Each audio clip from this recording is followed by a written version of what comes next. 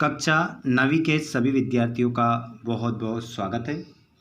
प्रिय विद्यार्थियों, यहाँ पर आप लोगों के लिए त्रैमासिक परीक्षा का 2025-26 का कक्षा 9वीं का विषय सामाजिक विज्ञान का पेपर लेकर आ चुके हैं।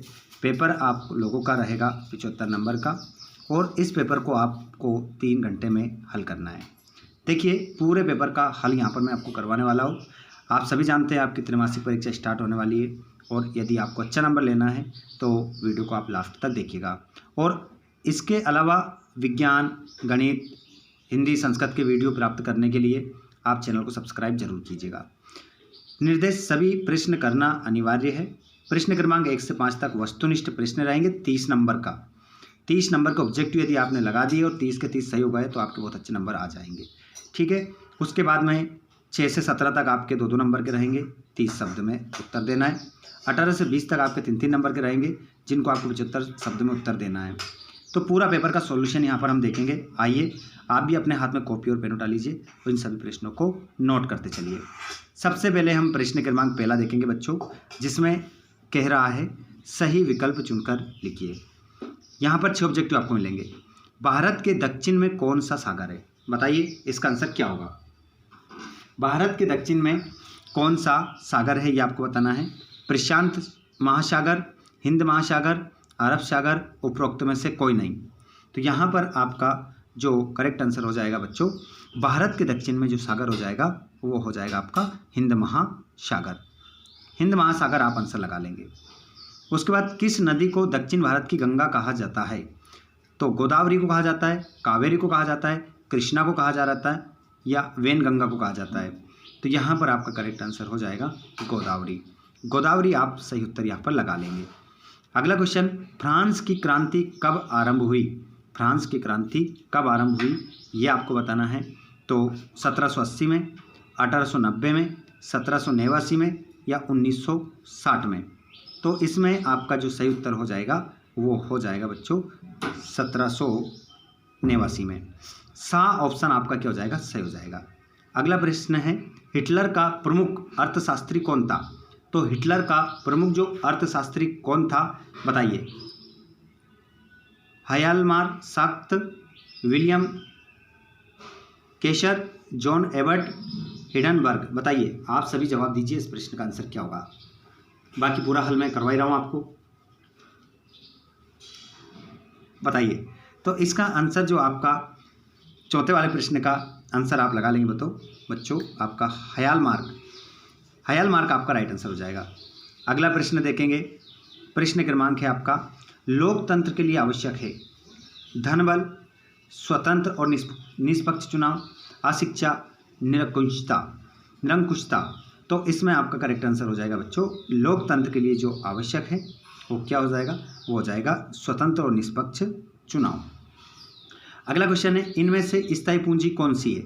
इनमें से स्थायी पूंजी कौन सी है ये आपको बताना है। तो इसका आंसर हम देखते हैं। ऑप्शन है यंत्र, कंप्यूटर, भूमि, उपरोक्त सभी। तो यहाँ पर आपका करेक्ट आंसर उपरोक्त सभी होगा। उसके बाद में आप अगले क्वेश्चन को देखेंगे। क्वेश्चन नंबर आपका रहेगा दूसरा, रिक्त स्थानों की पूर्ति कीजिए। रिक्त स्थानों की क्या करना है? पूर्ति करना है। भारत की भूमि का क्षेत्रफल वर्ग किलोमीटर है।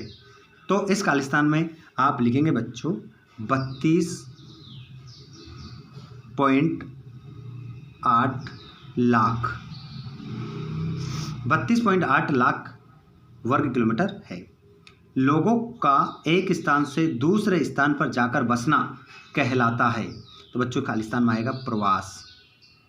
प्रवास आप क्या लिखेंगे? इसमें आंसर लिखेंगे। अगला क्वेश्चन तीसरा, खालिस्तान पुस्तक को क्रांति का बाइबल कहा जाता है। तो यहाँ पर इसमें आ जाएगा आपका दास कैपिटल। क्या आएगा इसमें? Das Kapital. दास कैपिटल आप इसका आंसर लगाएंगे। उसके बाद में भारत में राष्ट्रपति का कार्यकाल होता है। तो यहाँ पर आपका आंसर हो जाएगा बच्चों 5 वर्ष। अगला है, भारत में वोट डालने की उम्र है। तो इसमें आप लिखेंगे 18 वर्ष। अगला है, लोकसभा सदस्यों को चुनाव चिन्ह प्रदान करता है। तो इसमें आप लिखेंगे चुनाव आयोग। चुनाव आयोग संपूर्ण सॉल्यूशन करवाऊंगा 1 से लेकर तो 23 तक, लास्ट तक बने रहिएगा। सत्य फत्य की हम बात करें, भारत दुनिया का क्षेत्रफल की दृष्टि से 7वां बड़ा देश है, तो इसका आंसर आपका हो जाएगा सत्य। पहला आपका सत्य है। रूस में सामूहिक खेती को कोलकोच कहा जाता है, तो इसका आंसर भी आपका क्या हो जाएगा, सत्य हो जाएगा। भारत एक धर्मनिरपेक्ष राज्य है, तो इसका आंसर भी आपका सत्य होगा। लोकतंत्र में शासकों का चुनाव जनता करती है, बिल्कुल, तो इसका आंसर आप सत्य लगाएंगे। भारत में आम चुनाव प्रत्येक 5 वर्ष बाद होते हैं, बिल्कुल सत्य इसका आंसर। और उत्पादन भूमि, श्रम और पूंजी उत्पादन के कारक हैं, तो ये भी आपका क्या हो जाएगा, सत्य हो जाएगा। उसके बाद बच्चों हम चलते हैं आगे और प्रश्न नंबर 4 आता है, जिसमें हम क्या देखेंगे, जोड़ी मिलाएंगे। इधर वालों को इधर से मिलाना है। यहाँ पर मैं आपको नंबर डाल के बता दूंगा। जैसे प्राकृतिक संसाधन, तो इसको आप मिला लेंगे भूमि से। प्राकृतिक संसाधन को भूमि से आप मिला लेंगे, 1 नंबर हो जाएगा।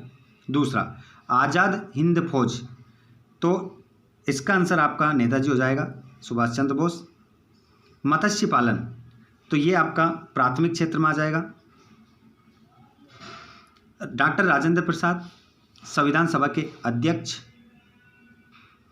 ड्यूमा रूस की क्रांति। और गेस्टापो गुप्तचर सेवा। इस प्रकार आपकी जोड़ी मिल जाती है। उसके बाद में अब हम देखेंगे, हम एक शब्द एक वाक्य में क्या दीजिए उत्तर, ये भी 6 नंबर का आपका आएगा। पूरा पेपर 1 से लेकर मैं आपको 23 तक हल करवाने वाला हूँ। लास्ट तक देखिएगा, सभी सब्जेक्ट के वीडियो आपको मिलने वाले हैं। जिन विद्यार्थियों ने चैनल को सब्सक्राइब नहीं किया, चैनल को सब्सक्राइब जरूर कीजिएगा ताकि नेक्स्ट वीडियो आपको मिल सके। लोकसभा के सदस्यों का चुनाव किस प्रणाली से होता है, तो बच्चों प्रत्यक्ष। कौन सी प्रणाली से होता है, प्रत्यक्ष प्रणाली से। आंसर लिख देंगे, प्रत्यक्ष प्रणाली से, प्रत्यक्ष मतदान प्रणाली से होता है। हीराकुंड बांध किस नदी पर बना है, तो इसमें आपका जो करेक्ट आंसर हो जाएगा वो हो जाएगा महानदी। महानदी आपका इसमें आंसर हो जाएगा। चलिए नेक्स्ट क्वेश्चन को हम देख लेते हैं। गंगा नदी की प्रमुख सहायक नदियों के नाम लिखिए। गंगा नदी की प्रमुख सहायक जो नदियां हैं उनके हमें क्या बताना है, नाम बताना है। तो ऐसी कौन कौन सी नदी है जो गंगा नदी की सहायक है, तो इसका आंसर आप लगा लेंगे। जैसे कि एक तो यमुना लिख लेंगे, ध्यान रखिएगा, यमुना। गंडक हो जाएगा। उसके बाद आपका घाघरा नदी हो जाएगी। इसके अलावा आपकी कोसी हो जाएगी, कोसी हो जाएगी। इसके अलावा सोन हो जाएगी, है ना। तो ये सहायक नदियों का नाम हमने लिख लिया है। अगला है भारत की सबसे लंबी तट रेखा वाला राज्य है, तो इसका आंसर बच्चों आप लिखेंगे गुजरात। इसका आंसर केवल क्या हो जाएगा, गुजरात हो जाएगा। ठीक है, ये आंसर हमारा ये वाला है। 1917 की रूसी क्रांति को किस नाम से जाना जाता है, तो इसको हम किस नाम से जानते हैं बच्चों, तो अक्टूबर क्रांति के नाम से जानते हैं हम। किस नाम जानते हैं, अक्टूबर क्रांति के नाम से क्या करा जाता है, जाना जाता है। अगला क्वेश्चन, पालमपुर में सिंचाई का मुख्य साधन क्या है, तो बच्चों पालमपुर में जो सिंचाई करने का जो मूल साधन है वो है नलकूप। नलकूप जिसे हम हैंडपंप कहते हैं ना, वो है। उसके बाद में अब आता है क्वेश्चन नंबर आपका अथवा सहित आपको पूरा सोल्यूशन बताने वाला हूँ। भारत के केंद्र शासित प्रदेशों के नाम लिखिए और अथवा वाला जो है भारत के पड़ोसी देशों के नाम लिखिए। प्रश्न क्रमांक 6 का आंसर देख लेते हैं अब हम, और अथवा सहित आंसर यहाँ पर हम देखेंगे। तो यहाँ पर आप देखेंगे बच्चों, प्रश्न क्रमांक आपका जो छठे वाला है उसका आंसर आप देखेंगे।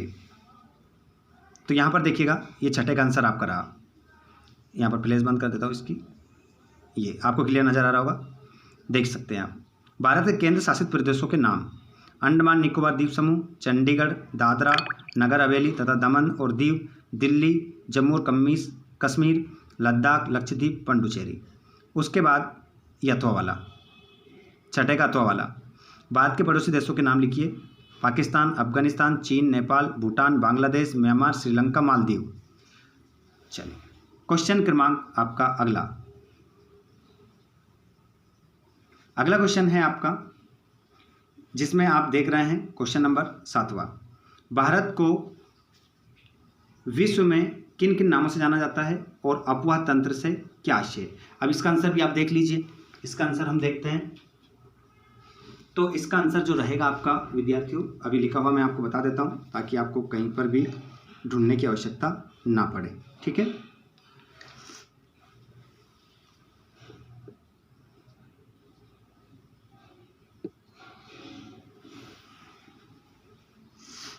चलिए ये देखिए इसका आंसर ये रहा आपका 7वें वाले प्रश्न का आंसर देख सकते हैं। भारत को विश्व में किन किन नामों से जाना जाता है। तो भारत को हिंदुस्तान, आर्यव्रत, जम्बूद्वीप, भारतवर्ष, इंडिया आदि नामों से क्या करा जाता है, जाना जाता है। अथवा वाला भी देख सकते हैं। अफवाह तंत्र से क्या आशय है। अफवाह तंत्र का आशय किसी क्षेत्र की नदियों तथा अन्य जलधाराओं के व्यवस्थित जल से है, जिसमें नदियां और उनकी सहायक नदियां मिलकर एक विशेष क्षेत्र के जल को बहाकर ले जाती है। ठीक है, तो ये तो क्या हो गया, हमारा आंसर हो गया। अगला क्वेश्चन देखते हैं। पहले क्वेश्चन नंबर आप 8वां देखेंगे। भारत के किन्हीं 2 प्रमुख जिलों के नाम लिखिए। अथवा वाला, फ्रांस की क्रांति ने विश्व को कौन से 3 सिद्धांत दिए। तो क्वेश्चन नंबर 9 का आंसर अब हम देख लेते हैं, 8वें का। तो ये रहा आपका 8वां क्वेश्चन, ये रहा। भारत के किन्हीं 2 प्रमुख झीलों के नाम लिखिए। तो यहाँ पर आप देख सकते हैं चिल्का झील, बुलर झील, ये आपका हो जाएगा। ठीक है, 8वां क्वेश्चन। उसके बाद में आप देखेंगे 9वां क्वेश्चन देखेंगे। 9वां क्वेश्चन जो आपका रहेगा बच्चों, वो रहेगा, मैं एक बार क्या करवा देता हूँ आपको, पहले पूरा पेपर करवा देता हूँ, ताकि हमारे ये जो प्लेस की जो लाइट पड़ रही है ये खत्म हो जाएगी। पहले क्वेश्चन देख लो, फिर आंसर मैं आपको लिखा हुआ बता देता हूँ सारे। ठीक है, तो भारत की जलवायु को प्रभावित करने वाले कारक कौन कौन से हैं, ये सभी क्वेश्चन आप नोट कर लो पहले तो, और ये पूरा पेपर आप पलट के देख लो इसको। उसके बाद हम देखते हैं आंसर इसके। ये क्वेश्चन नंबर आपका 12 का। अथवा पंथ निरपेक्ष क्या है, आम चुनाव क्या है, कार्यशील पूंजी से आपका क्या तात्पर्य है, और पालमपुर गांव के विकास तंत्र के बारे में आप क्या समझते हैं, रबी और खरीफ की फसल के 2 अंतर, मानव पूंजी अन्य संसाधनों के लाभ लिखिए। यहाँ पर देख सकते हैं आप, पूरा क्वेश्चन पेपर रहेगा ये आपका, जिसका आंसर भी हम देखने वाले हैं। वनों से होने वाले प्रत्यक्ष लाभ, वैज्ञानिक वानिकी की नई योजना के अंतर्गत क्या कदम उठाए गए हैं। उसके बाद आप देखेंगे 20वां क्वेश्चन, ये रहा आपका 21वां, ये रहा 22वां, और नीचे रहा आपका 23वां। क्वेश्चन नंबर 22 क्या है, लोकतंत्र में चुनाव की जरूरत क्यों है, लिखिए। आचार संहिता क्या है, साझा करके लिखिए। अब देखिए इनका आंसर। तो यहाँ पर विद्यार्थियों आप देख सकते हैं प्रश्न क्रमांक कौन सा है, 13वां है। और इससे पहले भी आप अगर देखेंगे ना बच्चों, तो क्वेश्चन क्रमांक आपका ये पूरा 10वां है। क्वेश्चन हमने पेपर में देखा, जैसे कि यहाँ पर स्क्रीन पर देख पा रहे हैं आप, पंथ निरपेक्ष क्या है। क्वेश्चन आपने देखा पंथ निरपेक्ष क्या है, तो इसका आंसर आपको नीचे मिल जाएगा। देखिए पंथ निरपेक्ष क्या है, क्वेश्चन भी मिल गया, आंसर नीचे लिख दिया है। एक ऐसा सिद्धांत है पंथ निरपेक्ष जिसमें राज्य का अपना कोई धर्म नहीं होता और वो सभी धर्मों को समान सम्मान देता है। ये नागरिकों को किसी भी धर्म का पालन करने या न करने की स्वतंत्रता प्रदान करता है और धर्म के आधार पर कोई भेदभाव नहीं करता। उसके बाद में अगला क्वेश्चन आप यहाँ स्क्रीन पर देखेंगे, तो आप देखेंगे कार्यशील पूंजी से आपका क्या तात्पर्य है। कार्यशील पूंजी से आपका क्या तात्पर्य है, तो यहाँ पर देखिए, यहाँ पर क्वेश्चन भी मिल रहा है, आंसर भी मिल रहा है।